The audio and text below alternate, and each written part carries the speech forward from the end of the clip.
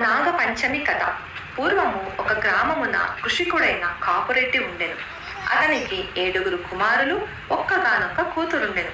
ఆమె పేరు అన్నలక్కమ్మ.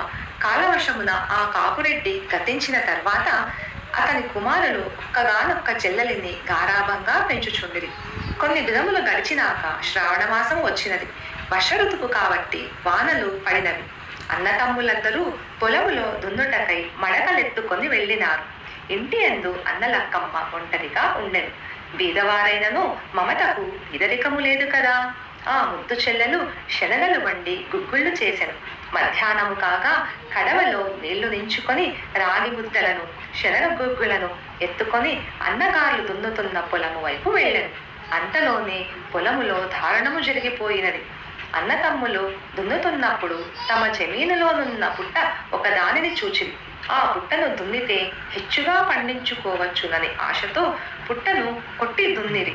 వెంటనే దానిలో ఉన్న నాగరాజును చూసి అన్నతమ్ములు కర్రలెత్తుకొని కొట్టబోయిరి. నాగరాజు తప్పించుకొని 7 అన్నతమ్ములను కాటు వేసెను. శివ శివాయని వారందరూ విషమెక్కి నేలపై పడిపోయిరి. అన్నలక్కమ్మ భోజనమును తీసుకొని వచ్చెను. కాని అన్నతమ్ములు కానరాలేదు. మడకలు అస్తవ్యస్తముగా పడి ఉన్నవి. వృషభములు చెల్లాచెదురై పారాడుచున్నవి. దిక్కుతోచక ఆ ముద్దు చెల్లెలు మరికొంత దగ్గరగా వెళ్ళుసరికి నేలపై పడి ఉన్న అన్నలను చూచినది. ఆమెకు కళ్ళు తడిచినవి. అన్నలారా, నాయనలారా అని పరుగిడి వచ్చి చూచినది.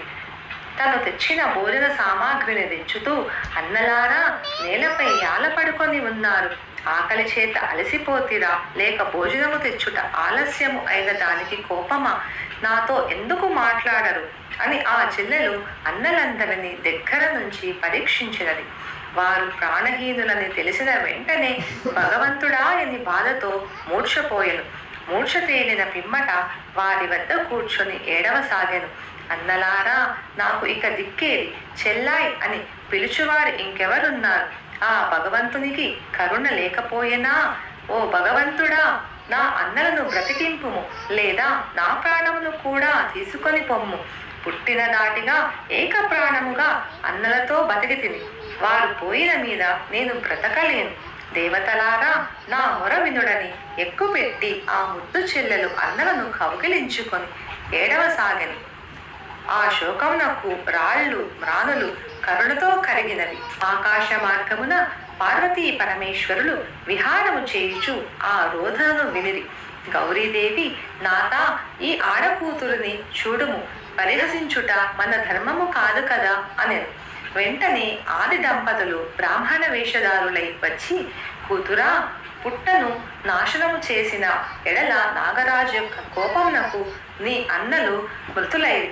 ఈనాడు నాగపంచమి. భక్తితో నీవు గౌరీ సహితముగా నాగరాజును పూజతో మెప్పు చేయుము.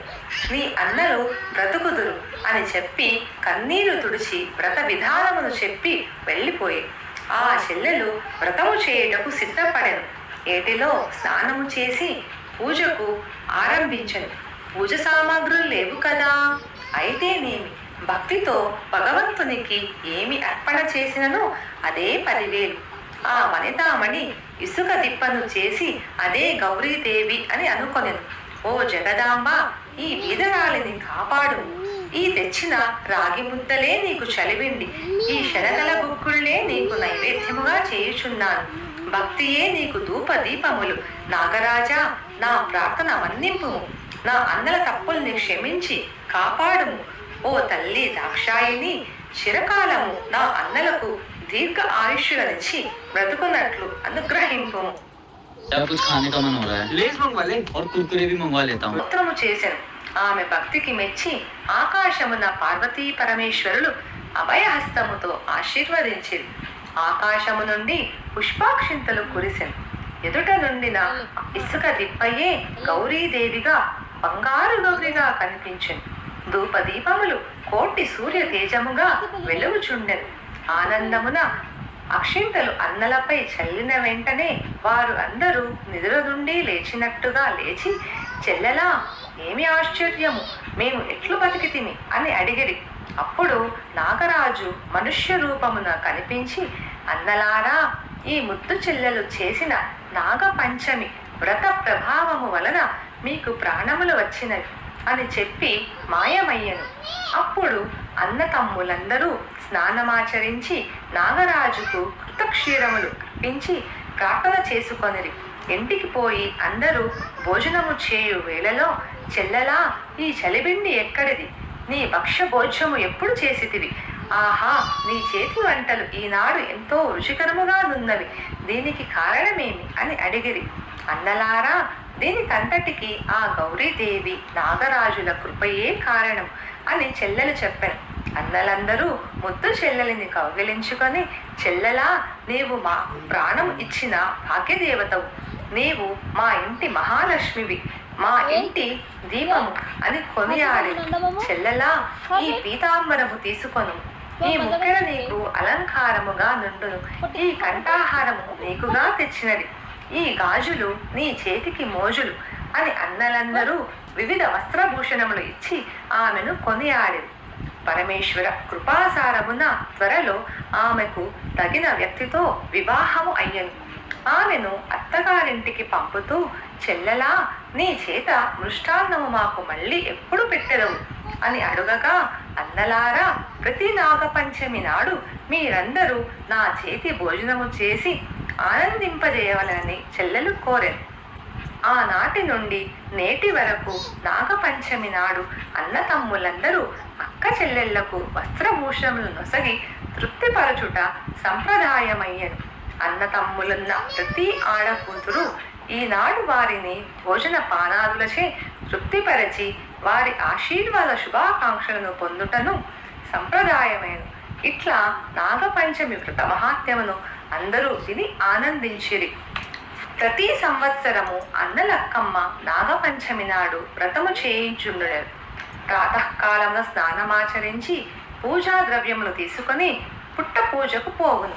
చలిపిండి, నూకలు, పేలాలు, పాలు, పెరుగు మొదలైన నైవేద్యములు సిద్ధపరచుకొని గౌరీదేవికి పూజ చేయును. నాగరాజుకు పూజ చేసి పుట్ట లోపల పెరుగులను అర్పించును. చలిబిండ్లతో తొట్లను చేసి చలిబిండితోనే బిడ్డను చేసి పెట్టి ఆ తొట్లను పుట్టల్లో ఉన్న నాగరాజుకు అర్పించి, నాగరాజా, నా పుట్టింటిలో ఎప్పుడు పుత్ర పౌత్రులు కలిగి ఉన్నట్లుగా తొట్టెలు తులతూగుగా అనుగ్రహింపుము అని వేడుకొనెను. పుట్టలో పేలాలు చల్లి, నాగరాజా, పేలాలు తీసుకొని ప్రాణాలు కాపాడుము అనెను. నూకలు చల్లి, నాగరాజా, నూకలు తీసుకొని రూకలిమ్ము అని వేడెను.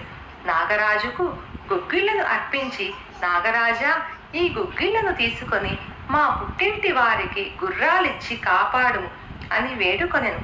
అన్నలందరూ ఆనాడు విచ్చేసి అక్కలమ్మ ఇంటిలో మృష్టాన్న భోజనము చేసి ఆనందించుచుండిరి. సంపూర్ణం. శ్రీకృష్ణార్పణమస్తు.